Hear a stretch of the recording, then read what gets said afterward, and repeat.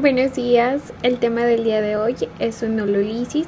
Soy Michelle Aguilar, residente del Centro Oftalmológico León.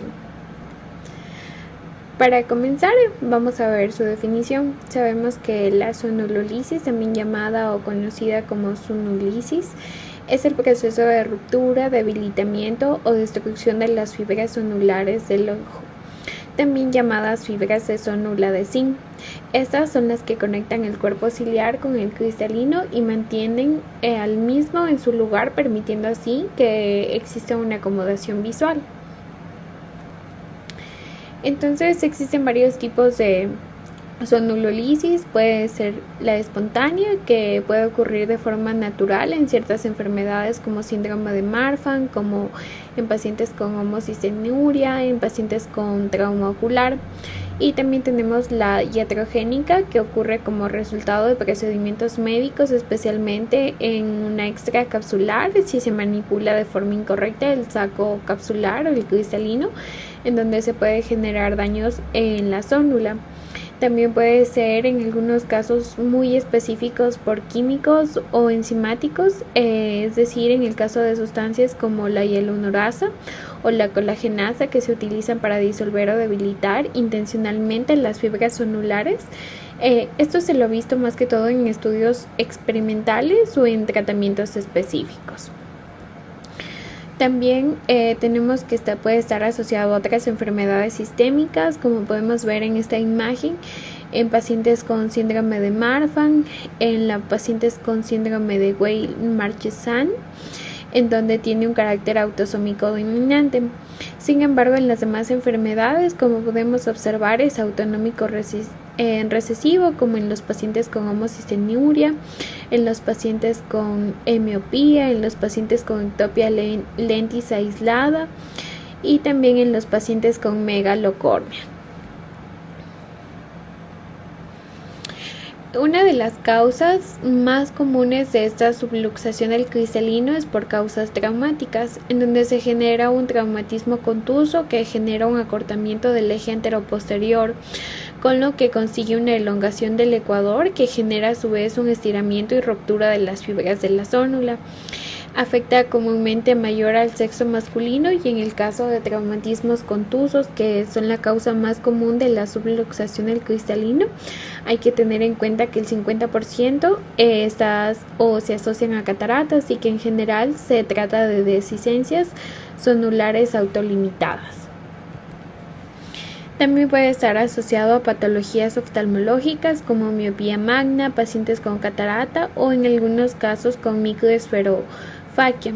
En los pacientes con miopía magna, estos pacientes tienen un diámetro ocular por encima de lo normal, con lo que las fibras sonulares se encuentran muy elongadas, ya que el diámetro del cristalino no varía.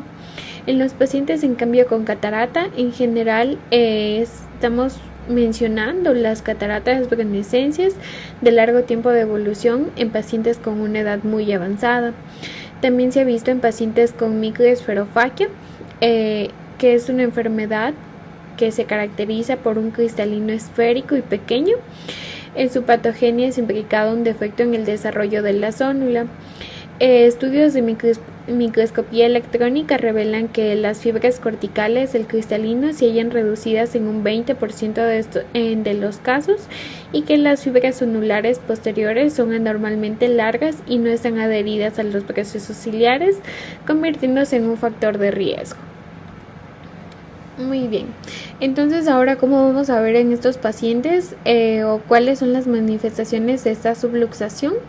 Existen fundamentalmente cambios en la graduación, generalmente una miopía progresiva, ya que la pérdida de la tensión sonular hace que el cristalino se haga esférico paulatinamente, pero también se ha visto defectos refractivos hipermetrópicos. Asimismo, presentan un astigmatismo alto o irregular que no se corresponde con el astigmatismo topográfico. Y en los casos avanzados de subluxaciones, el paciente puede tener diplopía o afectación intermitente del eje visual. Es necesario conocer que a medida que la zónula se va debilitando, el cristalino se va desplazando hacia la cámara anterior, haciendo que ésta sea más estrecha, por lo que se debe sospechar una debilidad sonular ante una cámara menor de 2.5 milímetros. Bien, entonces ahora, ¿cómo hacemos el diagnóstico? Es fundamental una evaluación bajo la lámpara de hendidura para poder apreciar la facodenesis, que es una lesión de la zónula de más del 180 grados, o ver el ecuador del cristalino subluxado. Es necesario evidenciarlo al paciente tanto dilatado como no. Cuando no lo dilatamos, en esta situación es más evidente la iridodonesis y la facodonesis. Y completamente dilatado es necesario para valorar la extensión de la dehiscencia y el grado de midriasis que hay en el paciente. Uno de los signos que debe hacernos sospechar es que en el paciente encontremos la presencia de material pseudoexfoliativo en el cristalino, que se conoce como las cenizas de Bout. Otro de los signos es muy importante cuando vemos vítreo en la cámara anterior. Y podemos ayudarnos con lo que sería con biometría, que puede hacernos sospechar de una debilidad zonular cuando nos encontremos ante una longitud axial normal o elevada en combinación con una cámara anterior estrecha. También podemos ocupar la biomicroscopía ultrasónica, que nos permite hacer una ecografía del segmento anterior. Entonces, como parte del tratamiento en los casos de pacientes con traumática, nos encontramos ante una situación no evolutiva y que afectará más o menos extensa a las fibras zonulares, por lo que los procedimientos quirúrgicos se adaptarán al grado de extensión de la dehiscencia, ya sea mediante la utilización de anillos de tensión capsular. Cuando tenemos una dehiscencia zonular de menos de 6 horas de evolución, se puede manejar con anillos de tensión capsular que generan una buena estabilidad y un centrado del saco. En cambio, cuando va de 6 a 8 horas, se utiliza un anillo de tensión capsular con un punto de anclaje. Y si es pasado las 9 a 12 horas, vamos a utilizar anillos con 2 puntos de fijación. Tenemos que saber que la extensión de la zonulolisis se valorará dependiendo del grado del desplazamiento del cristalino y por la movilidad intraoperatoria. Ahora, en cambio, en los pacientes con causas congénitas, como en pacientes con síndrome de Marfan o pacientes con homocistinuria, generalmente nos encontramos en pacientes jóvenes con cristalinos transparentes y elevados defectos de refracción, que es recomendado que sean intervenidos mediante lensectomía vía pars prana con vitrectomía completa e implante de lente suturada en el sulcus o de una fijación iridiana. Que es decir, que esta va a estar fijada en la cámara anterior o posterior del iris. El abordaje anterior conlleva un elevado porcentaje de desprendimiento de retina, por lo que es fundamental manejarlos o tener cautela al hacer las incisiones en estos pacientes. Para finalizar, tenemos el tratamiento o cómo es el manejo en pacientes con pseudoexfoliación.